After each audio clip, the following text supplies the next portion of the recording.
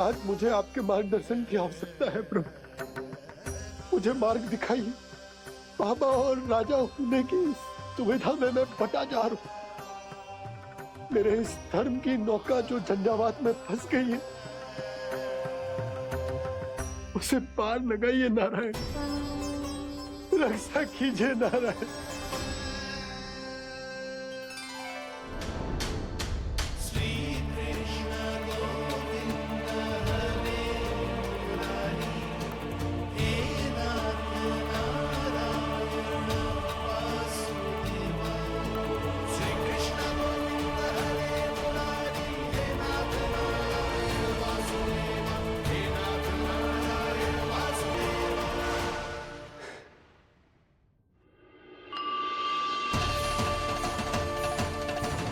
शालिग्राम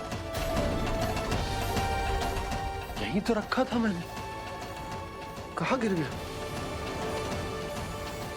कहाँ चला गया? मैंने तो यहीं रखो था।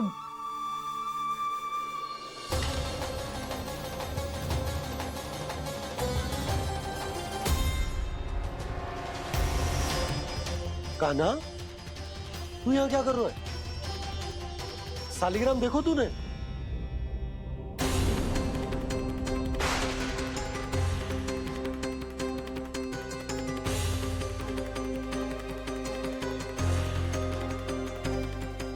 अच्छे, तेरे मुंह में क्या है?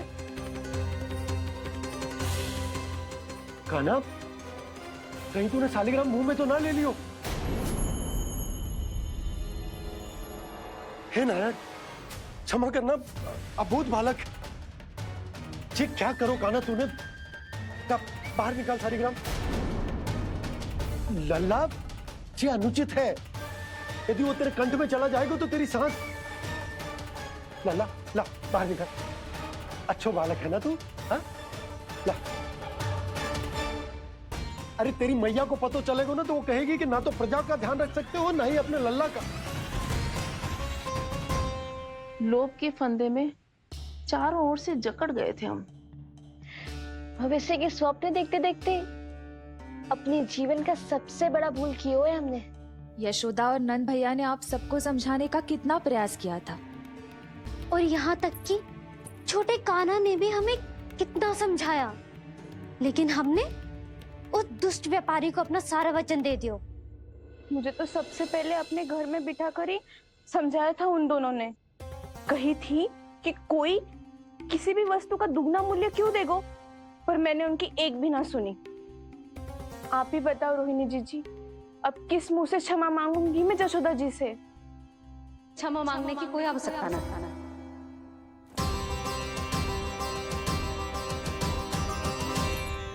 महत्वपूर्ण बात तो ये है कि तुम सबको अपनी भूल का आभास होगा और उसका पछतावा भी। पर अब तो बहुत देर हो गई है जशोदा जी, अब क्या होगा?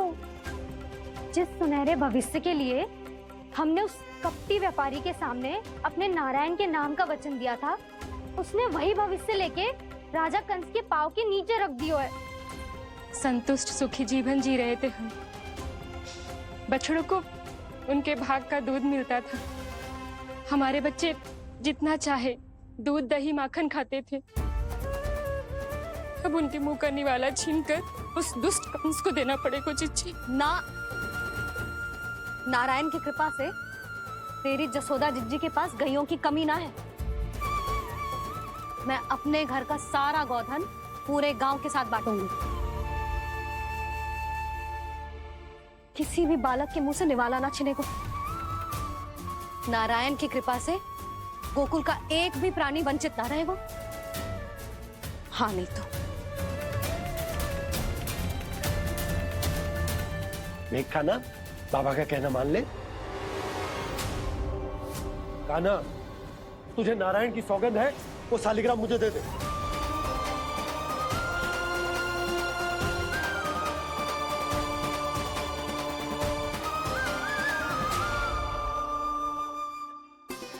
छे, क्या करो लल्ला तूने? ऐसे भी कोई कर तो है क्या लल्ला? मैं पहले से ही तुझे लेकर कितना चिंतित हूं। अच्छा पता है तुझे, क्षमा करना प्रभु।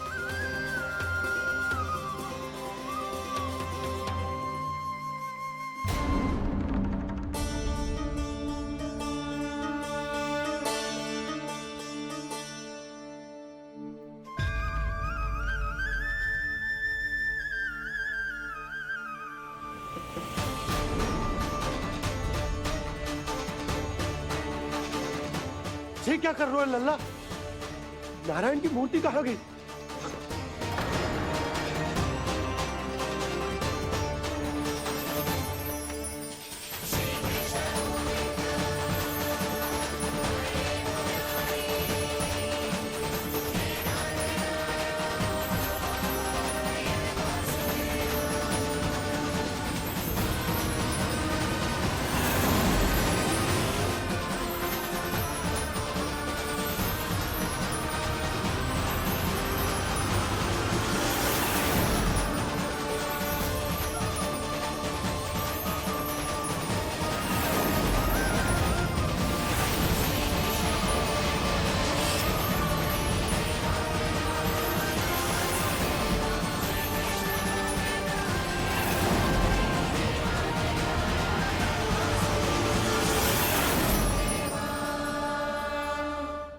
मैंने ना कान्हा के मुंह में फिर से ब्रह्मांड देखो है। मैंने तो ये भी देखो कि श्री नारायण गोकुल में हर स्थान पे है, जहां देखो वही नारायण। जिनके मुख में त्रिभुवन है, जो सारी सृष्टि का संचालन करते, मैं उन्हीं की चिंता कर रहा था।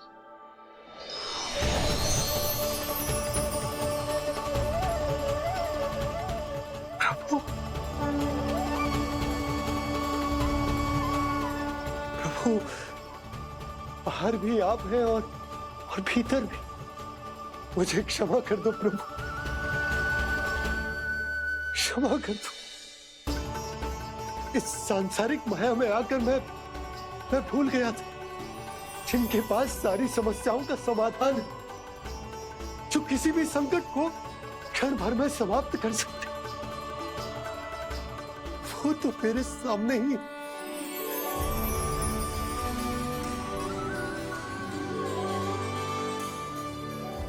समस्या कैसी भी क्यों ना हो, चिंता समाधान नहीं, बाधा होती है। इसलिए चिंता मत कीजिए बाबा। मैं तो सदैव ही कहता हूं, मनुष्य को कठिन से कठिन परिस्थिति में भी चिंता से दूर ही रहना चाहिए। यदि व्यक्ति अपना सारा ध्यान अपने कर्मों को पूरा करने पर लगाए, तो वो बड़े से बड़े संकट का सामना भी सहज ही कर सकता है। और वैसे मेरी पूजा वही करते हैं जिन्हें मेरे अस्तित्व पर विश्वास है। इसीलिए उन्हें भी ये विश्वास अवश्य रखना चाहिए कि मैं अपने भक्तों का साथ अवश्य देता हूं, सदैव, हर परिस्थिति में।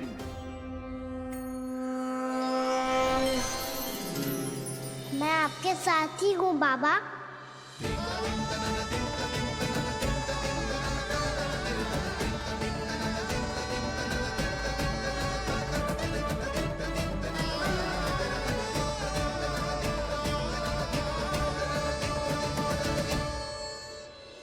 जीवन भर उसके साथ व्यापार करने को वचन दियो है, उसका क्या जशोदा? और उस दुष्ट कंस और उसके व्यापारी ने जो समस्या उत्पन्न की, उसका क्या? समस्या है तो समाधान भी हो गई। मैंने तो कही थी ना मौसी, जो हमारे समझ में ना आए उस समाधान का दायित्व भगवान नारायण पर छोड़ देना चाहिए।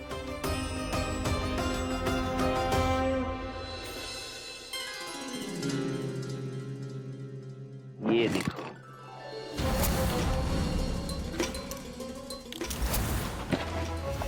ये आभूषण, मोती, ये स्वर्ण उपहार में देने का सामर्थ्य किसके पास होगा? कंस महाराज, तुम देख लेना, मैं इस घर को महल बना दूंगा, सब झटक लूंगा। कान्हा, तुम तो अंतर्यामी हो, सब जानते। बताओ ना, कैसे मैं गोकुल वासियों की सहायता करूं? कोई उपाय सुझाओ। तुम्हारी ये रहस्यमयी मुस्कान बता रही है कि तुम्हारी लीला पहले से ही आरंभ हो चुकी है ना? अपने कर्मों का फल सभी को भोगना ही पड़ता है बाबा, चाहे वो अच्छा हो चाहे वो बुरा। तुम सभी चिंता मत ही करो। जो अन्य व्यक्तियों के साथ बुरा करते है ना, उसके साथ देर सवेर बुरा ही होता है। और जिस हाथ से उस षड्यंत्रकारी ने तुम सबका दूध दही माखन लियो है ना, जल जाएंगे वो हाथ, जल जाएंगे वो। दोनों पिता पुत्र का इसी से स्वागत करूंगा।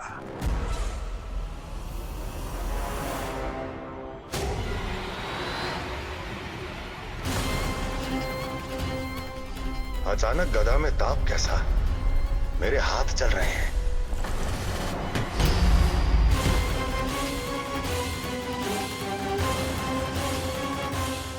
और वो व्यापारी जो तुम सबके शांत जीवन में भूचाल बन के आओ है, स्वयं शांति से थोड़े ना बैठ पाएगा। अरे उसके जीवन में उस षड्यंत्र से बहुत अधिक भयंकर भूचाल आएगा।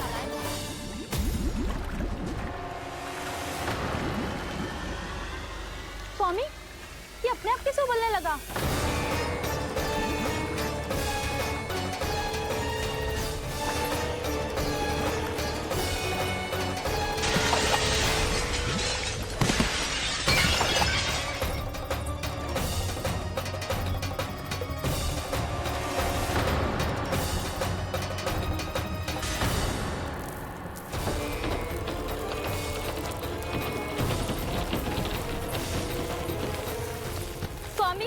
आप इस घर को महल बनाने का स्वप्न देख रहे थे, लेकिन ये खंडर बन गया।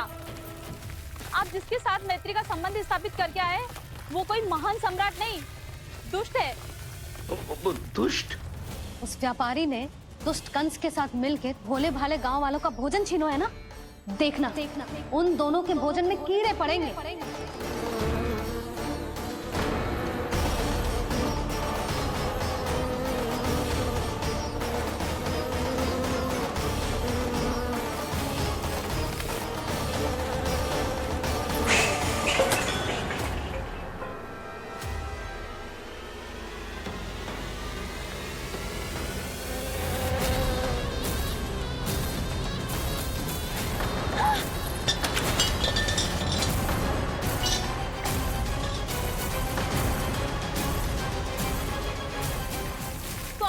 घर गया, जीविका का साधन गया, अब क्या जाएगा हमारा जीवन?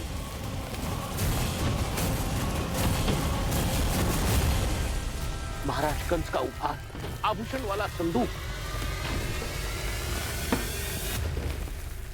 उन दोनों ने मिलकर तुम सबका दूध दही माखन सच्चा धन छीनने का प्रयास करो है ना। अब देखना उन दोनों का धन, उनके आभूषण सब लोहे के बन जाएंगे, कंकड़ पत्थर हो जाएंगे सब, कंकड़ पत्थर हो जाएंगे सब। ऐसा ही होगा मैया।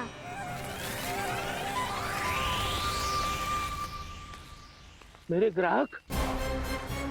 लेकिन स्वामी, ये इतने क्रोध में क्यों दिखाई दे रहे हैं?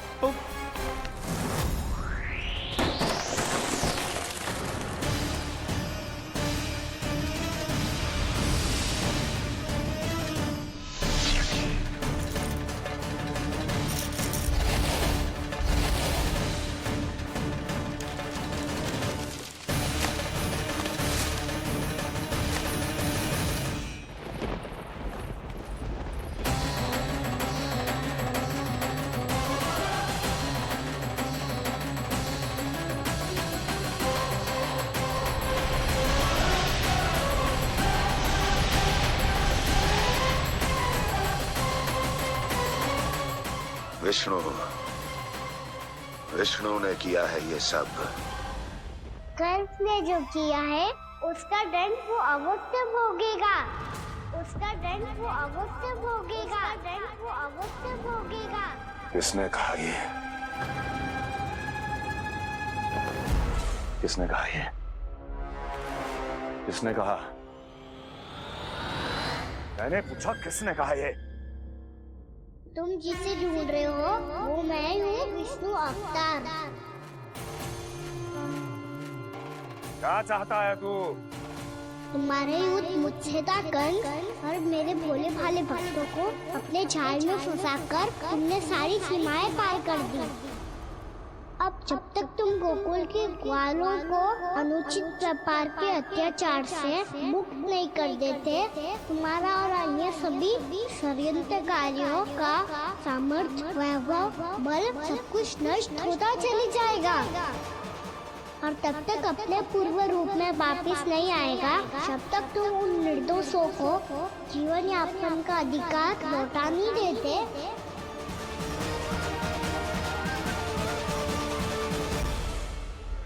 महाराज, दूध, दही, माखन सब कुछ पूरी तरह से सड़ गया है। महाराज, सारा अनाज, फल और सब्जियां सब नष्ट हो चुकी हैं महाराज।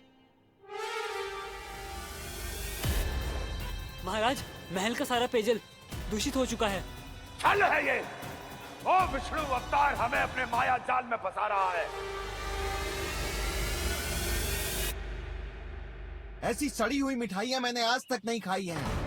खोए की नहीं, पत्थर की बनी है ये, उससे भी कड़ी है तुम्हारी ये मिठाइयाँ। आज के बाद कभी मिठाई नहीं लेंगे। जो बुरे कर्म करते हैं उनके साथ बुराई होता है और अच्छे कर्म करने वाले को अच्छाई मिलती है। आप अपना कर्म कीजिए बाबा, आपकी चिंता अपने आप दूर हो जाएगी। और हाँ बाबा, शीघ्र ही आपको एक बड़ा निर्णय लेना होगा। स्मरण रखिएगा, जो होता है वो अच्छे के लिए होता है।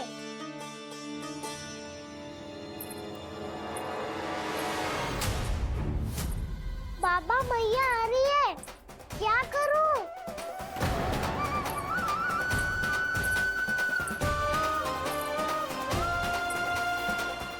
कुछ सुझाव दो ना बाबा, जिससे मैया मुझे ऐसे नहीं देख पाए।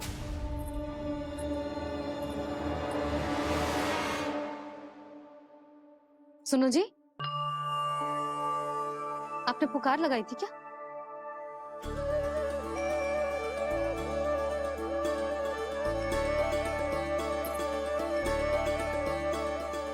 तुम मुस्कुरा क्यों रहे हो?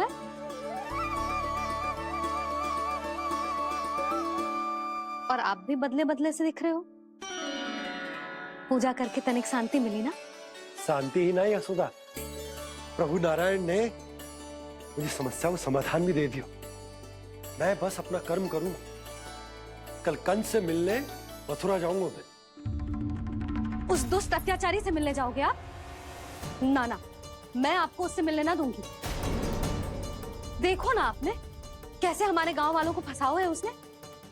अवश्य ही आपको भी उसी उद्देश्य से बुला रहा है। आप मुस्कुरा रहे हैं प्रभु? कुछ देर पहले ही तो मैया सभी को मुझ पर अर्थात श्री नारायण पर विश्वास करने की सीख देकर आई है। अब देखो स्वयं चिंता करी है ये। चिंता मत ही करो यशोदा, मुझे श्री नारायण किसी भी जाल में ना फंसने देंगे। वो तो यही है, हमारे साथ। यही है, इसका क्या अर्थ है जी? तुमने कही थी ना कि तुमने उन्हें हर जगह देखो, हमारे घर में, गोकुल में। तो इसीलिए तुम चिंता ना करो, मुझे अपना कर्तव्य करने दो। कल भोर होते ही मैं मथुरा निकल जाऊंगा। पता तो चले वो हमसे चाहतो क्या है। पहले ही वो गांव वालों से सारा दूध, दही, माखन हड़प चुके हैं। अब आप और मटकियां क्यों ले जा रहे हो उस दुष्ट के लिए? यशोदा, वो दुष्ट है, अत्याचारी, पर है तो हमारे महाराज ही ना। वैसे खाली हाथ थोड़ी ना जा सकते। तुम अपना ध्यान रखना। सुनो जी, मुझे पता है कि मुझे श्री नारायण पे विश्वास रखना चाहिए, बल्कि मैं भी तो यही समझा रही थी इन गोपियों को। पर पता ना क्यों मुझे लग रहा है इसके पीछे उसका कुछ बहुत बड़ा षड्यंत्र है। ना तो आपको अकेले क्यों बुलाता वो? मैं जानता हूँ यशोदा, उसने मुझे क्यों बुलाया। पर मैं तुम्हें ना बता सकता। मैं ना चाहता हूं कि तुम चिंता करो।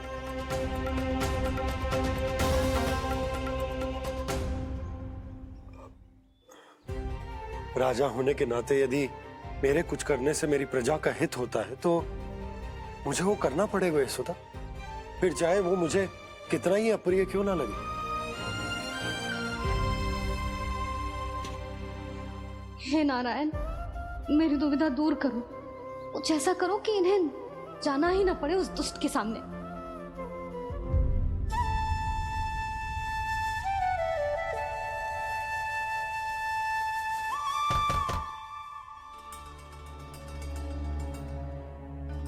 जी इतनी सुबह कौन हो सकता है? मैं देखता हूं।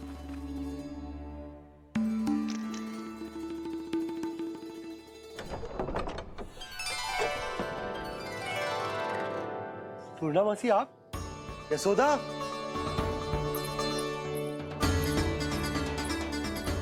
पूर्णा मौसी, इतने दिनों बाद क्या होगा मौसी? सब कुछ कुशल तो है? मैं तो बस इतना जानती हूँ नंदराज, ये लोग आपसे मिलना चाहते थे। कौन?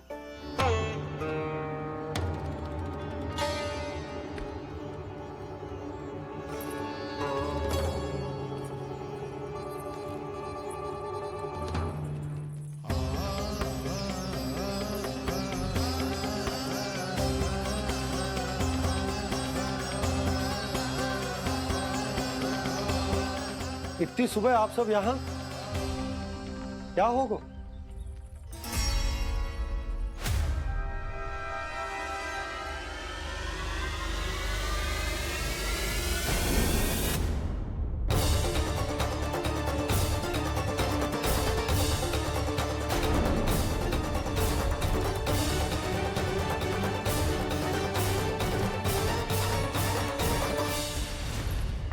हमारे भोले भाले गोकुल वासियों को फंसाने के बाद यहाँ आने का साहस कैसे करो तूने? यशोदा! पूछो जी, पूछो इससे, ये क्या करो यहाँ?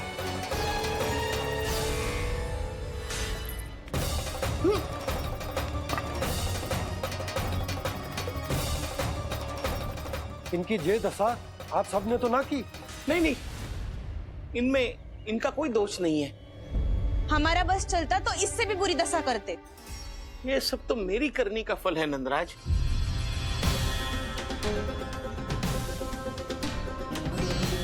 इसे इसके किए का दंड मिल गया है।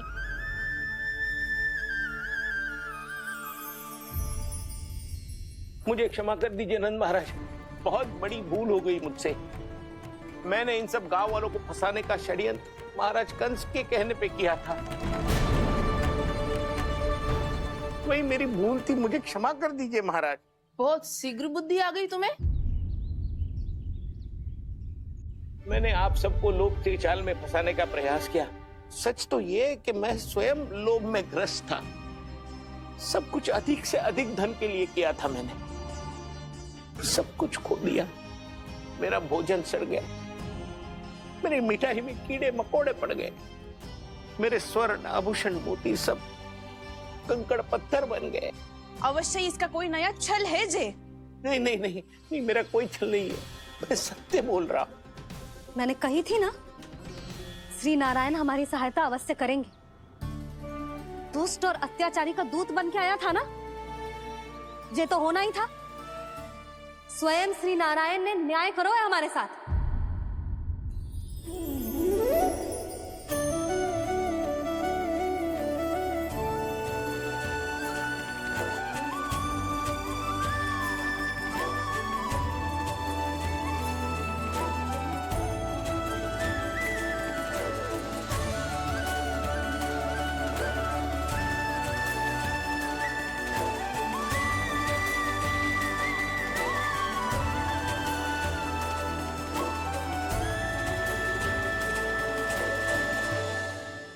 आप बिल्कुल सही कह रही है। वैसे तो कर्मों का फल मरने के बाद मिल रहा है, लेकिन आपके श्री नारायण ने मुझे इसी जन्म मेरे कर्मों का फल दे दिया, कर्मों का दंड दे दिया। आपका बहुत बहुत धन्यवाद श्री नारायण। बहुत कृपा की हो आपने, पर इसका अर्थ ये ना है कि हम सबने आपको क्षमा कर दियो है। मैं यहाँ क्षमा के लिए नहीं आया हूँ नंदरानी। तो फिर किस लिए आए हैं? मैं तो इन भोले भाले गोप गोपियों को इनकी शपथ से मुक्त कराने आया हूँ। पर इन सब ने वो शपथ अपनी इच्छा से ली थी, आप उसे कैसे मुक्त करा सकते हो? और एक शपथ दिलवाकर।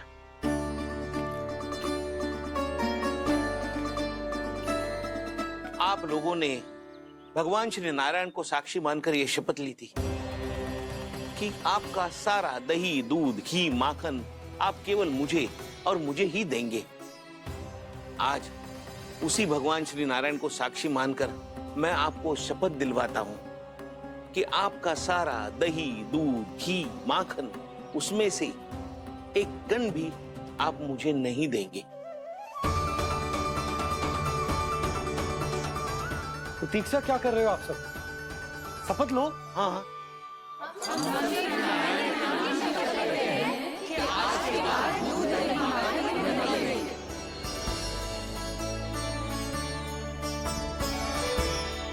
जशोदा जी, आपने सही कही थी।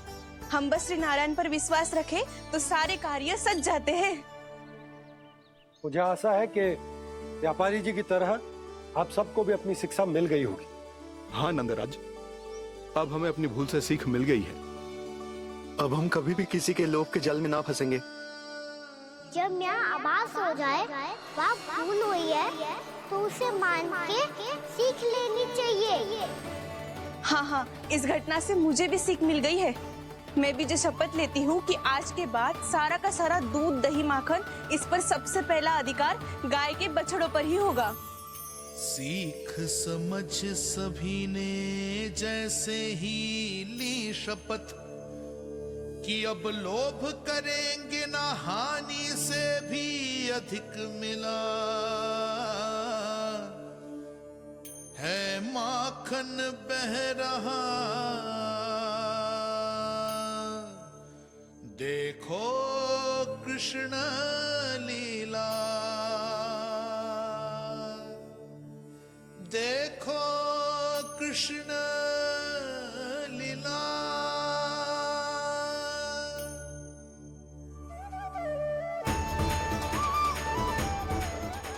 हाँ, और हम दोनों भी श्री नारायण की शपथ लेते हैं, दूध, दही, माखन बेचने के लिए हम बाद में बचाएंगे और पहले अपने बालकों को पेट भर के खिलाएंगे।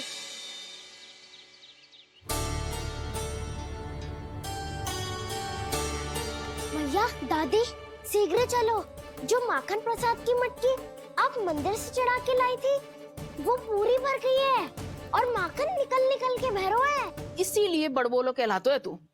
फिर कहने लोगों कथा कहानी। भैया, अपने घर पे भी ऐसा ही हो रहा है।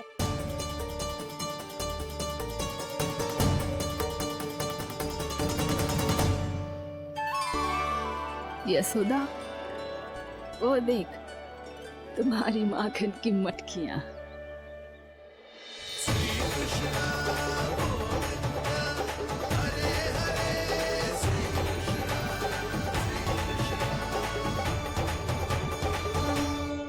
मैंने कहा था ना, आप सभी पर श्री नारायण की विशेष कृपा है। जैसे ही आप सबने अपनी भूल स्वीकार कर ली, भगवान ने आपके माखन की सारी हानि पूरी कर दी।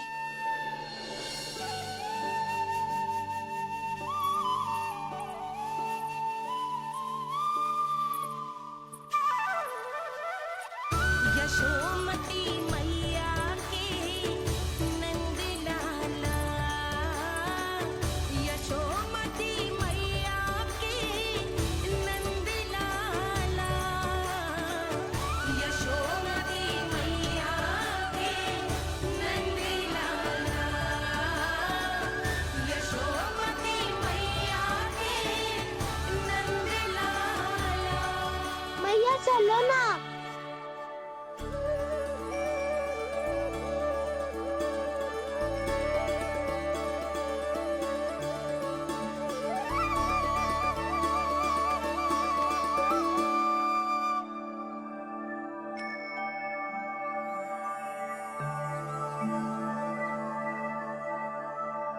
कौन से कान्हा पे विश्वास करूं मैं?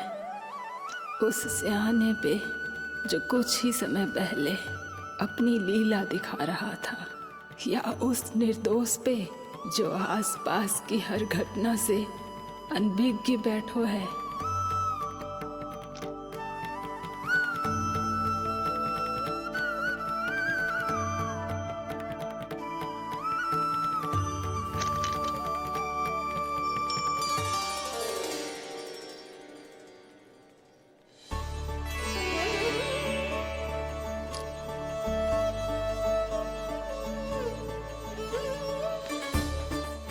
तो क्या इसका अर्थ ये है कि जब हम अच्छा कर्म करते हैं तो हमें पुण्य लाभ होता है, और जब हम बुरा कर्म करते हैं तो हमारी हानि होती है, हम पराजित हो जाते हैं?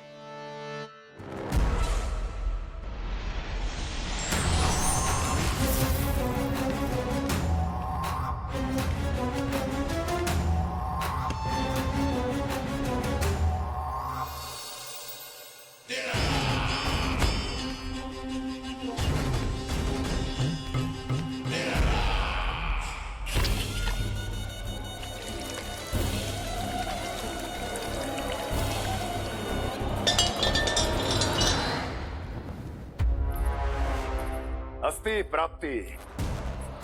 मैंने कहा था ना, ये सारी माया उस विष्णु अवतार की है। अरे वो तो इतना भी शक्तिशाली नहीं है कि अपनी ही माया का प्रयोग पर्याप्त समय तक कर पाए और मुझे पराजय स्वीकार करने पर विवश कर पाए।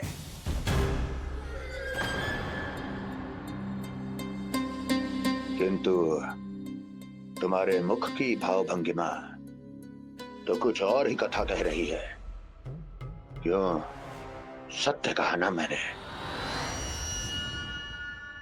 महाराज, सब कुछ पहले जैसा इसलिए हो गया क्योंकि क्या? ये उस विष्णु की माया थी, और क्या? हमने व्यापारी परमानंद को गोकुल भेजा था।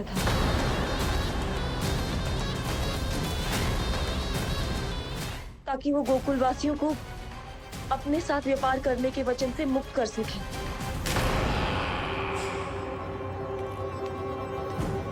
मेरी आज्ञा लिए बिना, मुझे बिना बताए मेरे लिए हुए निर्णय को पलटने का साहस भी कैसे कर लिया तुमने?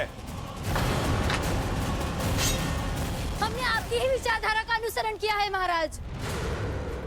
आप ही कहते हैं ना, जब जीवन पर संकट हो तो अभिमान अर्थहीन होता है, और जब प्राणों पर बनाए तो सम्मान स्वाभिमान सब निरर्थक होता है। भूख और प्यास से आप तो दुर्बल हो ही जाते महाराज, पर आपकी सेना और सेवक अपने प्राण बचाने के लिए आपसे दूर हो जाते। आपके और उस विष्णु अवतार के बीच 4 वर्षों से चलते आ रहे इस संघर्ष में ये एक छोटी सी झड़प है महाराज, और यदि हम ये झड़प हार जाते तो शेष युद्ध करने के योग्य भी नहीं बच पाते। जब आप पूरी तरह से अकेले, शारीरिक रूप से दुर्बल और असहाय होते, और तब वो विष्णु अवतार, वो बालक आप पे प्रहार करता, तब आप क्या करते महाराज? आत्मरक्षा आवश्यक थी महाराज, क्योंकि शत्रु पर उसके वार से भी अधिक घातक प्रहार करने की योजना तभी बनाई जा सकती है जब तन और मन दोनों पूरी तरह स्वस्थ हो।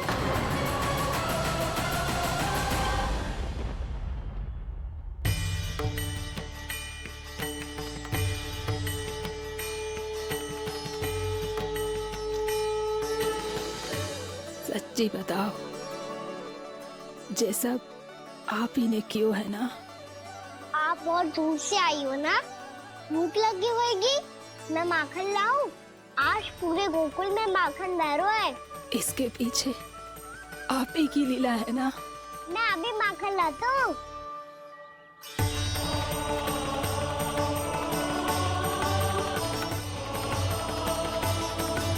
ये लीजिए। बताओ ना, पूरे गांव में प्रसन्नता की बयार बह रही है। हर ग्रामवासी के मुख पर हर्ष और उल्लास दमक रहो है। ये सब आप ही का चमत्कार है ना।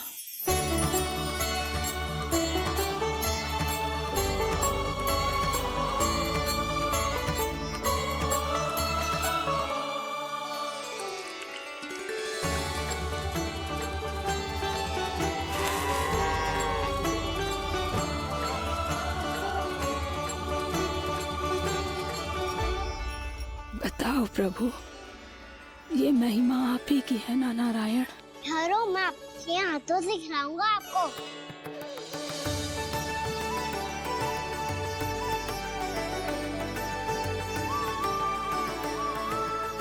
बताओ ना प्रभु, आप लालन करवाने आए हो या सबका पालन करने आए हो? बोलो ना प्रभु, बताओ ना।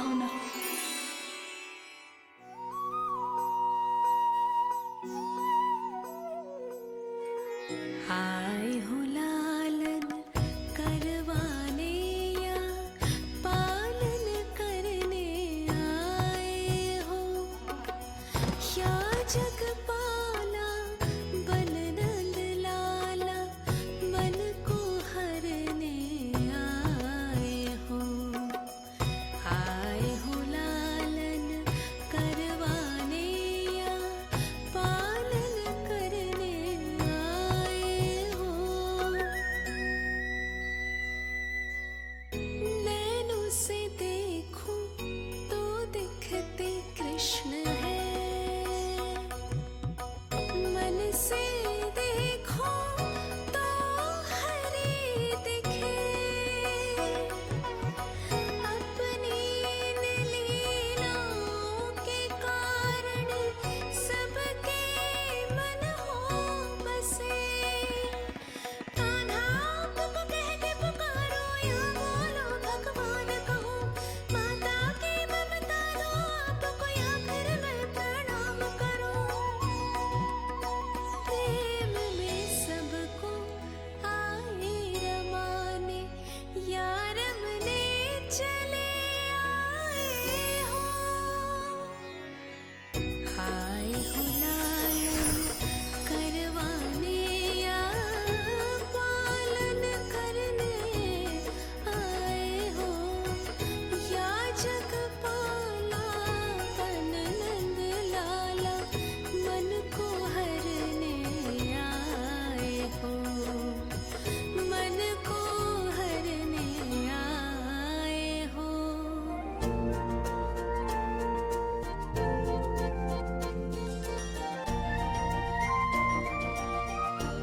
बताओ ना प्रभु, कब दोगे मेरे प्रश्नों का उत्तर?